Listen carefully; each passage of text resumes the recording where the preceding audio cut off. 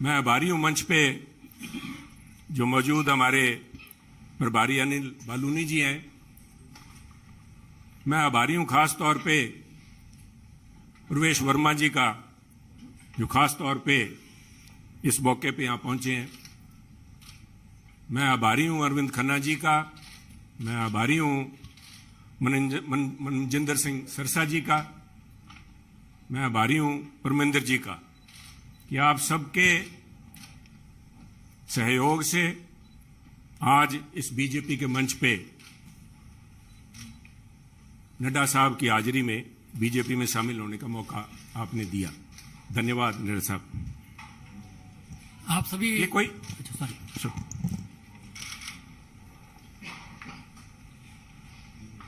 कोई आसान काम नहीं होता।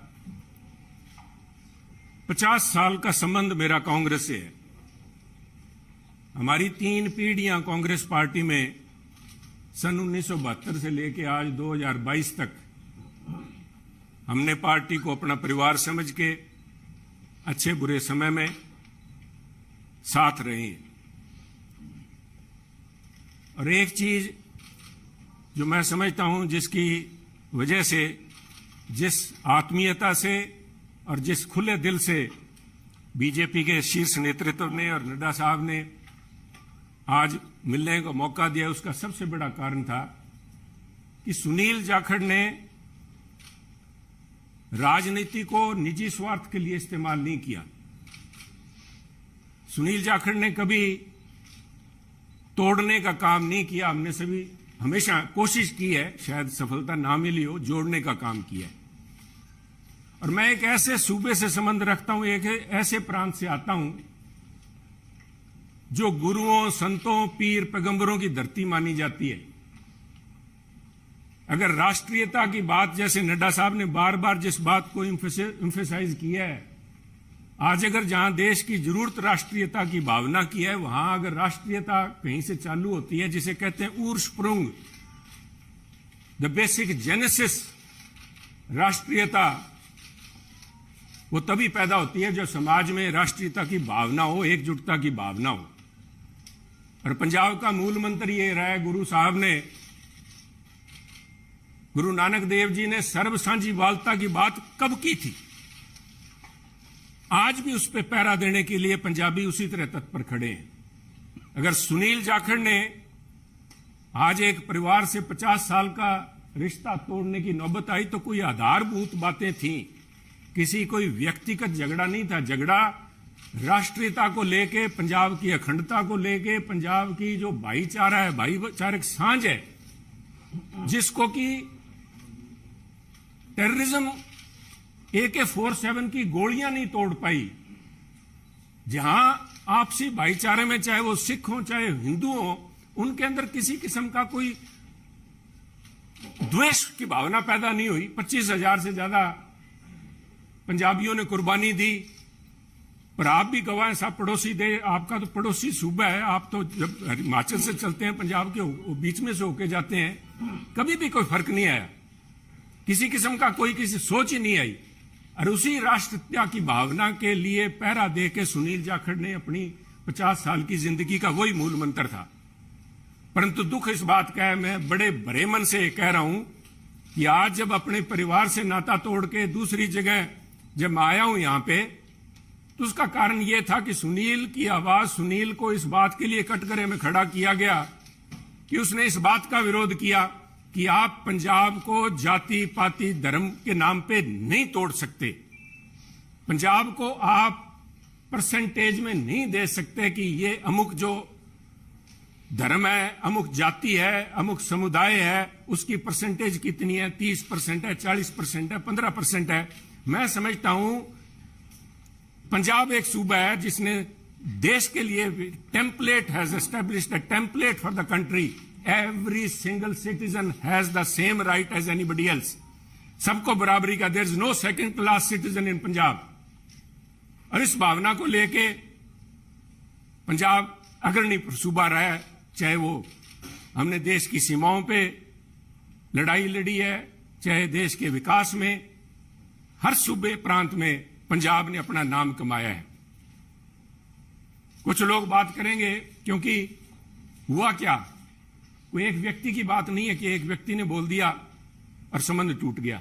वो कहना कच्ची यारी है, नहीं सन इस तरह नहीं टूटा करती। ये कोई शीशा नहीं है जो 50 साल का संबंध है। कहते हैं कोई शीशा नहीं है कि पहले हम इंसान हैं, हमने रिश्तों को निभाया है असूलों की तरह, पर जब असूल ही टूट जाएं, जब हम अपने सिद्धांत से हट जाएं, अपनी आइडियोलॉजी से हट जाएं, तो मैं समझता हूं this is a right time to have a rethink. उसको सारा सोचना पड़ता है कि हम जा किस तरफ रहे हैं, आज किस तरफ बढ़े जा रहे हैं। तो उसको लेके मैं समझता हूं कि यह निर्णय लिया गया। और क्यों निर्णय लिया गया, बीजेपी के पास, मैं क्यों बीजेपी के आपके यहां आज मंच पे बैठा हूं। सब तरह तरह की अटकलें लगाई जा रही थी सुनील को लेके, कयास लगाए जा रहे थे, क्यों बड़ा स्वाभाविक था। जिस दिन से नड्डा साहब आपने देखा कि मैंने गुड बाय बोला, मेरी तरफ से तो गुड बाय 11 तारीख को, जिस दिन मैंने देख लिया कि आवाज के ऊपर पाबंदी लगाने के लिए नोटिस जारी किए जा रहे हैं, तो आवाज नहीं रोकी जा सकती। सुनील को आप पद से हटा सकते हो, किसी से दूर कर सकते हो, सुनील की आवाज गिरवी नहीं रखी जा सकती। आवाज राष्ट्रीयता के लिए उठेगी। परंतु क्या कारण बने ना साहब, मैं आज कुछ बातें आपसे शेयर, आपके पास अगर मुझे पता है आपको जयपुर भी जाना है, फिर 2 मिनट में लूंगा आपके कीमती समय के।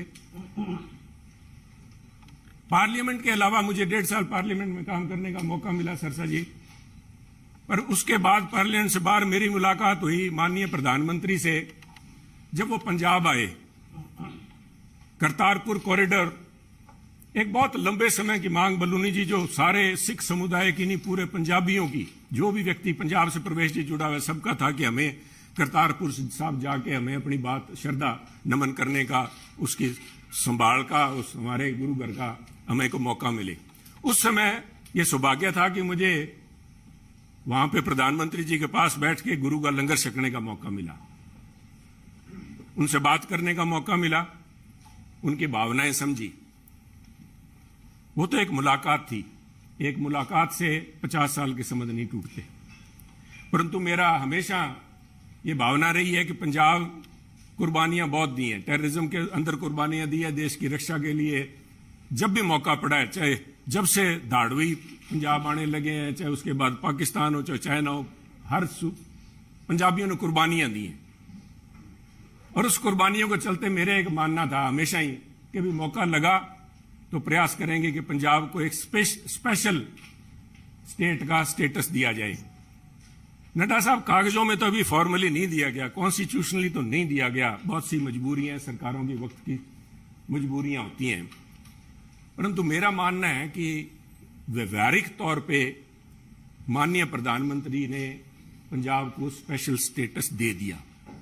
और उसका जीता जागता सबूत है जब माननीय प्रधानमंत्री ने लाल किले पे हिंद की चादर गुरु तेग बहादुर जी का 400वां प्रकाश दिवस मनाया, तो मैं समझता हूं कि उनके जो सबसे ज्यादा कट्टर विरोधी थे, उन्होंने भी अपने दिल में स्वीकार किया कि वो पंजाब की नब्ज समझ गए। पंजाब की जो भावना है कि पंजाबी मिलजुल के मानस की जात सब एक को पहचानबे, कहां कश्मीर के पंडितों को लेके चाहे आज तक संघर्ष चल रहा है, कब गुरु साहब ने यहां पे इन मुगलों के पास आके अपनी कुर्बानी दी थी। और मैं समझता हूं उस भावना को नमन है, उस भावना को जितना भी कहें, चाहे बहुत से माननीय प्रधानमंत्री ने अपने कार्यकाल के दौरान बहुत से ऐसे काम किए हैं, पर एक पंजाबी के तौर पे मैं, शायद किसी को अच्छा ना लगे, मैं समझता हूं ये जो उनका एक कदम था, ये एक इज अ लैंडमार्क। इसने अपने आप लोगों की भावनाएं, लोगों की आज भावनाएं उनके साथ जुड़ी। और मैं समझता हूं कि आज मेरा यह सौभाग्य है कि पंजाबी होने के नाते और गुरु साहब की उस धरती से आते हुए, जैसे गुरु नानक देव जी के बारे में अल्लामा इकबाल ने कहा था कि फिर उठी सदा आखिरी एक तौहीद की पंजाब से, मर्दे कामिल ने जगाया हिंद को एक फिर ख्वाब से। आज मैं समझता हूं फिर वही भावना पंजाब से लेके यहां पे उस भावना, उस अलग की, उस ज्योति की एक, उसको लेके मैं आज बीजेपी में आया हूं। और मैं समझता हूं कि आप लोगों के सहयोग, आपके मार्गदर्शन, माननीय प्रधानमंत्री अमित शाह जी के मार्गदर्शन में अगर मैं रत्ती भर भी देश में और पंजाब के लिए उस अखंडता को कायम रखने में कामयाब होता हूं तो मेरा जीवन सार्थक मैं मानूंगा। आपका बहुत बहुत धन्यवाद। जय हिंद, जय हिंद साहब। इस कार्यक्रम में शामिल होने के लिए आदरणीय राष्ट्राध्यक्ष जी का बहुत बहुत धन्यवाद और मीडिया के सभी साथी बहुत कम समय में आप सब लोग आए, आप सबका बहुत बहुत धन्यवाद।